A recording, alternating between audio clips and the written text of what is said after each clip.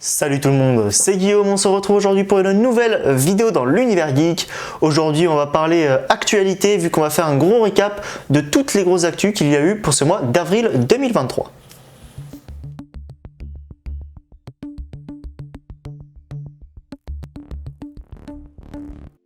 Dans un premier temps, on va parler Star Wars vu qu'il y a eu lieu la Star Wars Celebration au début du mois. Alors on a eu pas mal d'infos en termes de séries. Dans un premier temps, la saison 3 de Bad Batch a été annoncée. Ça sera donc la dernière saison pour cette série d'animation.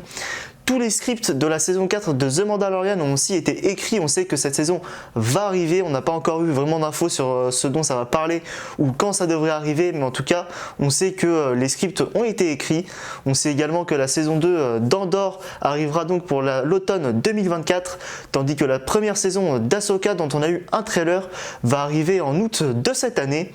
La saison 2 de Tales of the Jedi a été également annoncée. En termes de film, on a eu pas mal d'informations. En effet, on sait que le film réalisé par Taika Waititi est toujours en développement, même si on n'a pas eu beaucoup plus d'infos.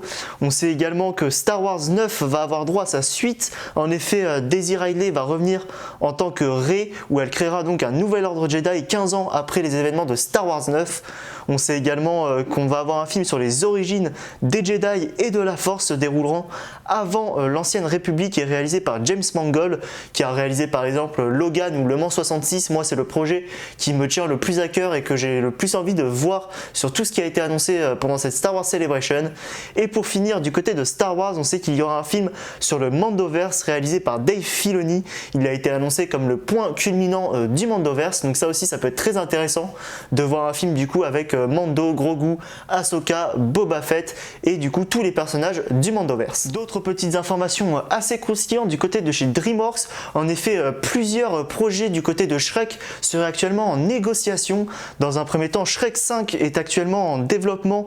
Les négociations avec le casting original est en train d'être effectuées. J'espère vraiment un retour de cette franchise. Shrek, ça fait très longtemps qu'on ne l'a pas vu au cinéma, donc je pense qu'il ne faut pas juste le laisser de côté. Il faut vraiment essayer de redévelopper le personnage, de peut-être essayer de le développer sur un autre angle, sous un autre aspect, mais ça peut être super intéressant.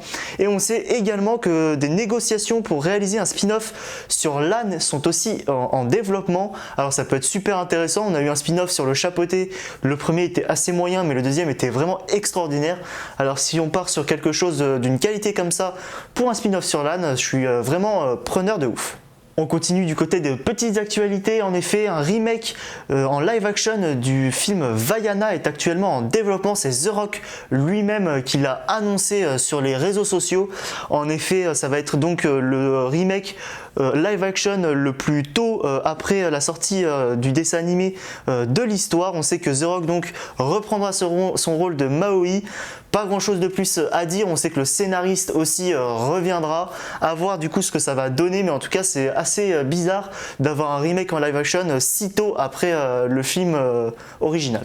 Autre grosse actualité du côté de John Wick. En effet, les différents spin-offs de John Wick se sont un petit peu dévoilés ce mois-ci. Dans un premier temps, Continental se déroulera donc en 3 parties. Ça suivra un jeune Winston qui prendra donc le contrôle du Continental dans les années 70. On sait que la diffusion se fera sur Prime Video en France et devrait être diffusée donc d'ici la fin de l'année.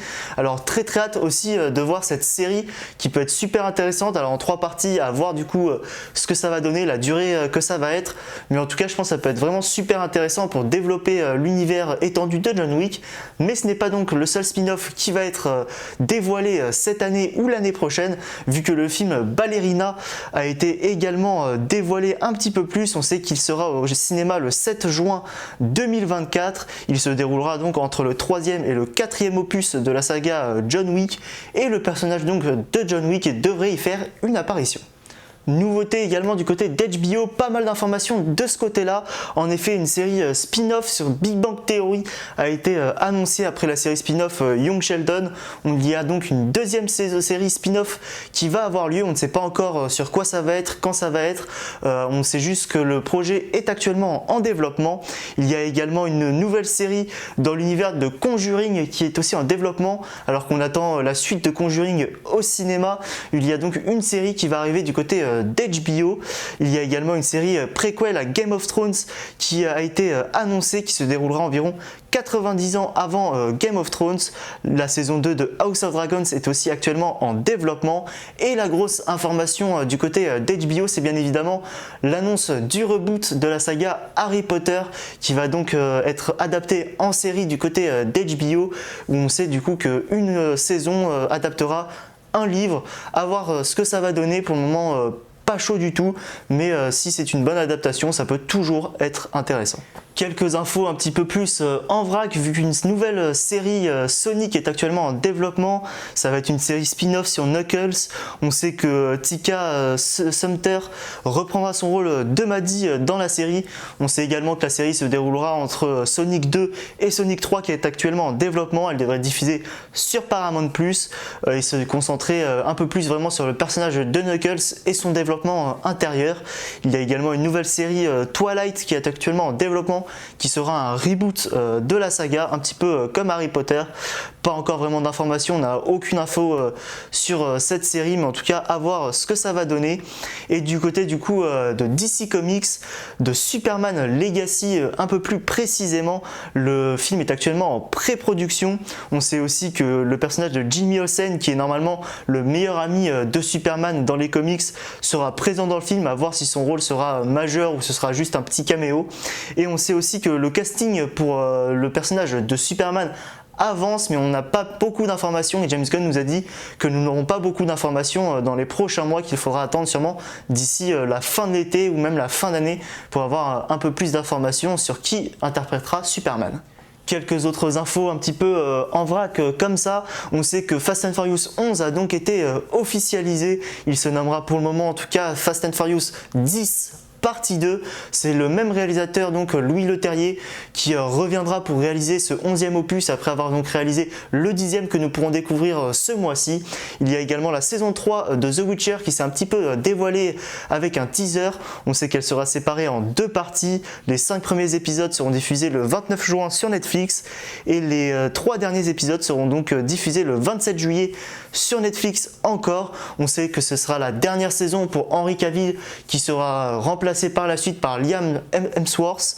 Donc à voir ce que ça va donner. On sait aussi que la chasse sauvage sera de la partie. Ce seront les antagonistes principaux de cette saison qui devraient donc pourchasser Siri pour essayer du coup d'avoir son sang parce qu'elle est de sang ancien, etc.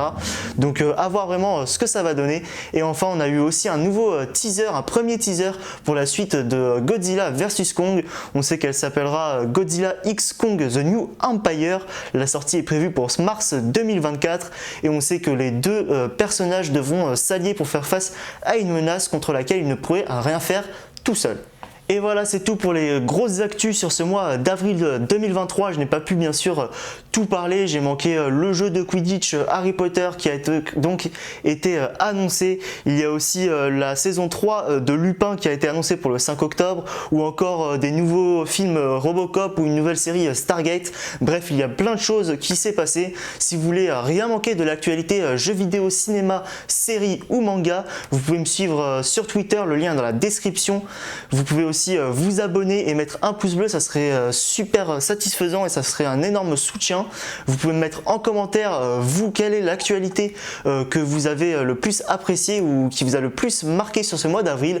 Nous on se retrouve courant de la semaine s'il y a des trailers, des critiques ou de grosses actus auxquelles il faudrait réagir. Et sinon on se retrouve comme d'habitude dimanche prochain à 16 h.